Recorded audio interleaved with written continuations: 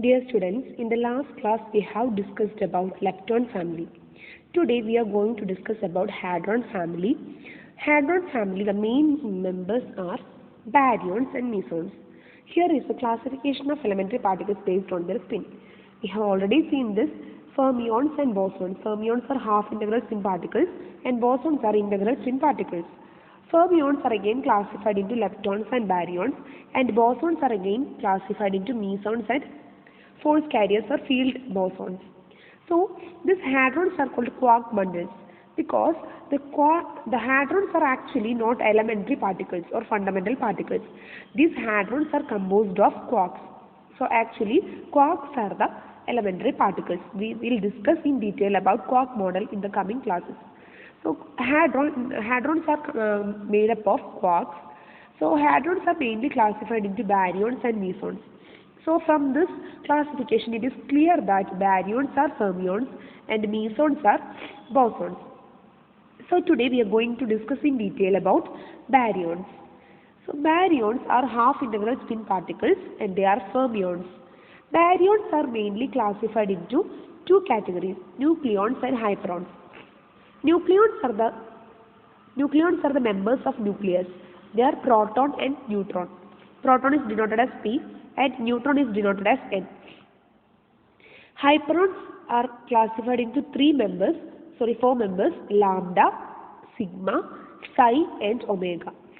So out of these 6 members in the baryon family, all other members except omega have spin half. So the spin of proton, neutron, lambda, sigma and psi is 1/2, that means half, and for omega spin is 3/2. Okay, now next feature of this baryons is that the lightest baryon is proton, and proton is the only hadron which is stable in free space. So the proton has two features. It is the lightest baryon and it is the only hadron stable in free space. So we can say that proton is the stablest baryon and it is the lightest baryon. Okay, so next property is that neutrons are stable only inside the nucleus. Why? Because neutrons get decay through beta decay process, and we have learned this beta decay process. What is beta decay process? Beta decay process can be explained as neutron gives proton plus neutron plus antineutrino. Sorry, proton plus electron plus antineutrino. This is not neutron, this is electron. So this is the beta decay process. So in this beta decay, you can see that the neutron is decaying into proton. So proton is the stablest baryon and neutron get decay into proton during the beta decay process. So neutrons are stable only inside the nucleus, and if it is decaying into proton, it will emit one electron, and the stablest baryon is proton. The mean lifetime of neutron is 14 minutes 49 seconds. All other heavier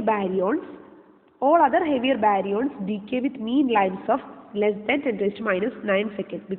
That means after 10 raised to minus seconds, they will decay into lighter ones. So the end product will be always a proton or a neutron.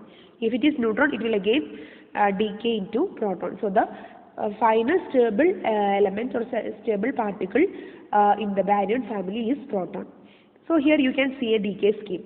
This is the decay scheme of omega minus particle. Omega minus, in the first step, it will decay into lighter baryon psi 0 plus pi minus. Pi minus is the pion. Pi meson. It is the meson family. It is a member of meson family. It is called pi meson or pion. In short, we will call it as pi meson. It is shortly named as pions. Now this sigma 0 is again decay into much lighter particle lambda 0. So lambda 0 plus pi 0. This lambda 0 is again decay into p plus plus pi minus. Okay. So psi 0 and lambda 0 are successively lighter baryons than omega minus. That's why omega minus first decay into psi 0 and then decay into lambda 0. And pi minus and pi 0 mesons themselves decay, because we know that pi minus can decay into mu minus can decay into electron E minus. Similarly, pi 0 can decay into 2 gamma. We will see in the meson section the decay scheme of mesons. That means pi minus can decay into mu minus plus nu mu bar, and pi 0 can decay into 2 gamma. So here this mu minus can again decay into electron plus antineutrino plus muon neutrino. Okay. So this is the and finally this pi minus also can decay into mu minus plus nu mu bar. So it can again decay into electron plus and electron antineutrino plus nu mu. So you can see that the end product contains 1 proton, then 2 photons, then 4 neutrinos, 1, 2, 3 and 4. So this is the end result of the decay of omega minus. So this is called the decay scheme of omega. Decay scheme of omega minus.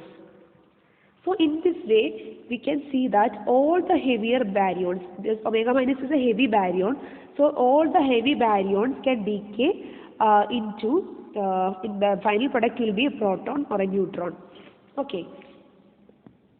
So this table will show the particles in the baryon family and their corresponding symbols, mass, mean, life, spin, and these are the quantum numbers we will going to discuss in the coming session. So I will discuss it at that time only. Okay.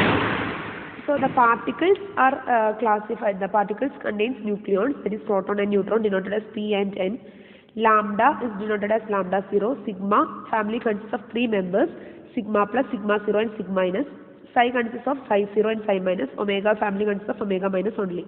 So here you can see that the masses are in the increasing order. As the particles goes down, the mass of the particle will increase. Okay. So here you can see that the proton has 938.3. So this is the mass of proton. This is the lightest baryon. It is the stablest baryon. Okay. Next is the lambda. Next, slightly greater mass, 939.6. Then lambda, sigma, psi, omega. So heaviest baryon, the baryon family is omega. Okay. You can also see the mean lifetime, as we have discussed earlier. The shortest lifetime is for sigma particles, sigma 0 particle. All other particles have comparatively larger lifetime, but less than 10⁻⁻10 seconds. Then now spin 3/2, only baryon having spin 3/2 is omega. Okay, so you have to learn this table which is given in your syllabus text. Okay, this is very important. You have to learn the values of this corresponding family. All the characteristics of this family is given in this table. Next comes the antiparticles of baryons. Antiparticles of baryons are always known as antibaryons. So we have learned the baryon members, proton. Corresponding to proton, the antiparticle is called antiproton. It is denoted as P bar. Okay. Corresponding to N bar. Corresponding to lambda 0 bar. Corresponding to sigma plus bar. Corresponding to sigma 0 bar. Corresponding to sigma minus bar. Psi 0 bar. Psi minus, psi plus. Omega minus, omega plus. So you have to learn the particle and antiparticle in a family, in a baryon family. So you have to know the baryons and antibaryons symbol also. Okay, because it is very important, because while checking the conservation law, you have to identify the particle in a particular family. Okay. So next is an important concept, that is a baryon quantum number. For each family, each family is denoted by n, or for each family member there should be an assigned quantum number. And so for baryon family, the assigned quantum number is called baryon quantum number. It is represented as B. So B is +1 for all the baryons, and B equal to -1 for all the antibaryons, and B equal to 0 for all particles which are not members of baryon family. Now, what are the significance of this quantum numbers? In every process, the total values of baryon number should be conserved. That means total values of baryon number on both sides of the decay process are separately conserved. That means before the process, the total value of B should be equal to that value of the total value of B after the process. Next significance is that the conservation of these quantum numbers enable us to check whether a given reaction occurs or not. Okay, we have already discussed the conservation laws of charge, conservation of spin, and conservation of lepton number. So the fourth conservation law is the conservation of baryon number. So let's see some examples. Okay, first question is, we have to prove why a free neutron cannot decay into an electron and positron. Is it possible? N gives E minus plus E plus. That means why a neutron cannot decay in this way. A neutron cannot decay into electron and positron, because here you can see the lepton number. What is the lepton number of electron? Here this is 0. Before the process, total lepton number is 0. After the process, this is +1 plus -1. So lepton number is conserved. Then why the free neutron cannot decay? Because here you can see the conservation of baryon number. What is the baryon number before the process? For neutron, baryon number is 1. But for electrons it is 0. So here baryon number is not conserved. So this is the reason why free neutron cannot decay into an electron and positron. So simply a conservation law can easily prove that a particular reaction can easily check whether a particular reaction can occur or not. So your conservation law is a powerful tool to check whether a reaction is process is allowed or not. So we can see the spin also. What is the case of spin? In the case of neutron, spin is half because it is a fermion. In the case of electron also, spin is half, and in the case of positron also it is half. Sorry, this is E minus and E plus. Okay. So spin is half. So what will happen? Here you know the spin addition. So here half plus half gives 0 or 1. So before the process spin is half, and after the process spin is 0 and 1. So it is clear that spin is not conserved here. So since all these conservation laws are violated, we can easily say that this free neutron cannot decay into an electron and positron. Okay. We can see next example. Which of the following reactions can occur? Also state the conservation principles violated by the others. അപ്പോൾ തന്നിരിക്കുന്ന റിയാക്ഷൻസിൽ ഏതൊക്കെയാണ് ഒക്കെ അറിയുക, അതെങ്ങനെ നമ്മൾ കണ്ടുപിടിക്കും? നമ്മൾ ഇതുപോലത്തെ കൺസർവേഷൻ ലോസ് എല്ലാം നോക്കും. ഓക്കെ, ഫസ്റ്റ് നമുക്ക് നോക്കാം. λ0 gives pi plus plus pi minus. First നമുക്ക് ഇതൊരു λ0 എന്ന് പറയുന്നത് ബാരിയോൺ ആയതുകൊണ്ട് ബാരിയോൺ നമ്പർ കൊടുത്ത് നോക്കാം. ബാരിയോൺ നമ്പർ λ0ക്ക് 1 ആണ്. പക്ഷേ pi പ്ലസിനും pi plus and pi minus are not members of baryon family. So we can say that this is not equal. So we can say that B is not conserved. Okay. Now what about charge? For λ0 it is 0. For pi plus it is plus 1, and it is -1 for pi minus. So here charge is conserved. Now what about spin? For λ0 spin is 1/2.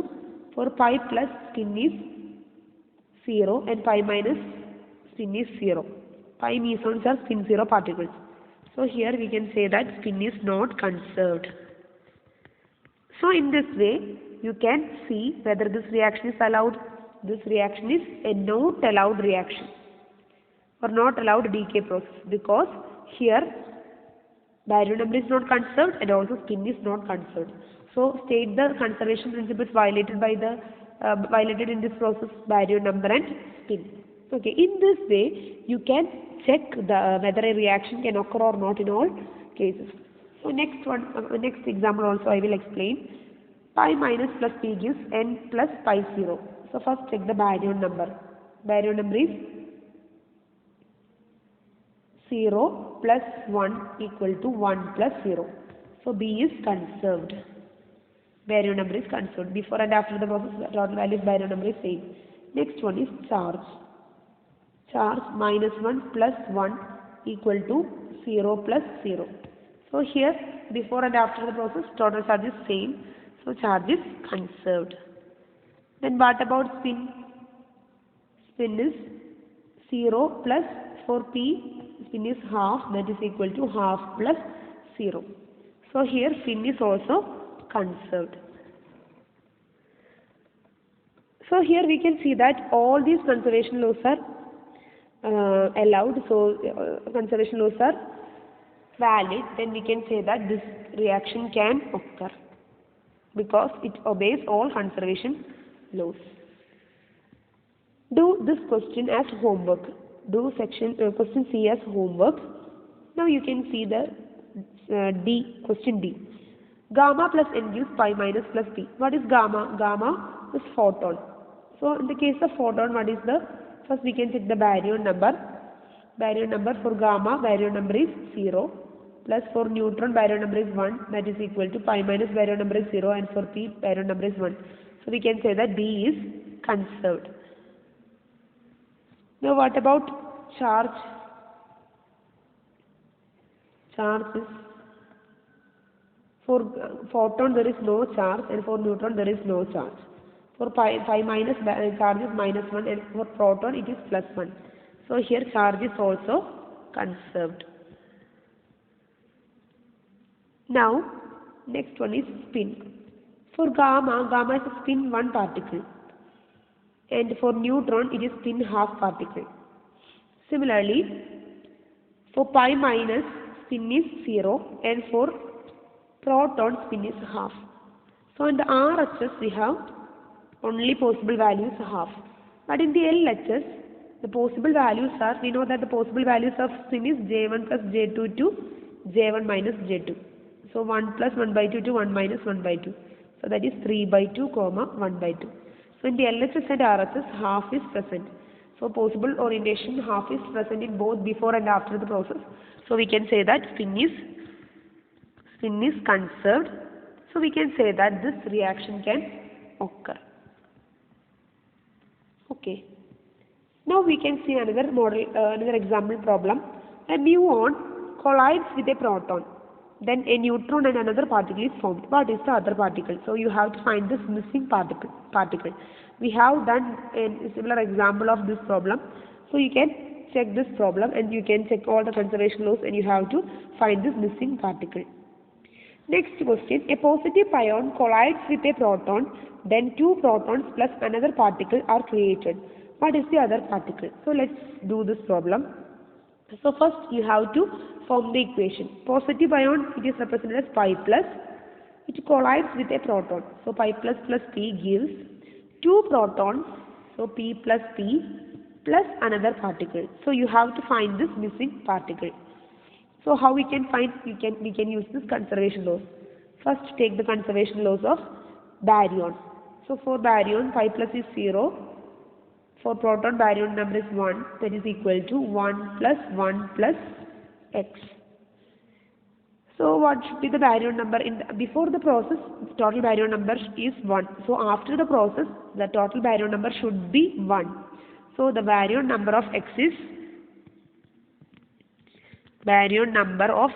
should be minus 1. So if the baryon number is minus 1, 1 plus 1, 2, 2 minus 1, 1. So before and after the process, baryon number is constant. So you have to find the missing particle on the basis of this clue. First clue is baryon number is minus 1. So this is an anti-baryon. Okay. Next you can find the charge. So what is the charge? For pi plus it is plus 1. plus proton it is plus 1 is equal to, for proton it is plus 1 plus proton it is plus 1 plus minus. So we have to find this missing particle. So for the missing particle X, the charge should be 0. So if the charge should be 0, then both sides charge is conserved. So X should be 0. That means it should be chargeless particle. So the baryon, our clue is it is a chargeless. X is a chargeless antibaryon. So at this stage we can come to this conclusion only, but in the coming classes we can go through several other conservation laws, and based on that we can find out the exact missing particle. So this is two clues based on this particle. First one is it is chargeless, and second one it is an anti-baryon. So by applying other conservation laws we can find the exact missing particle. Okay. Next, this is also a homework problem to you. P plus P gives P plus lambda 0 plus sigma plus. Check whether the given reaction is possible or not and give the reason. So you have to do all these three homework problems in this section, and study detail about baryon family. Thank you.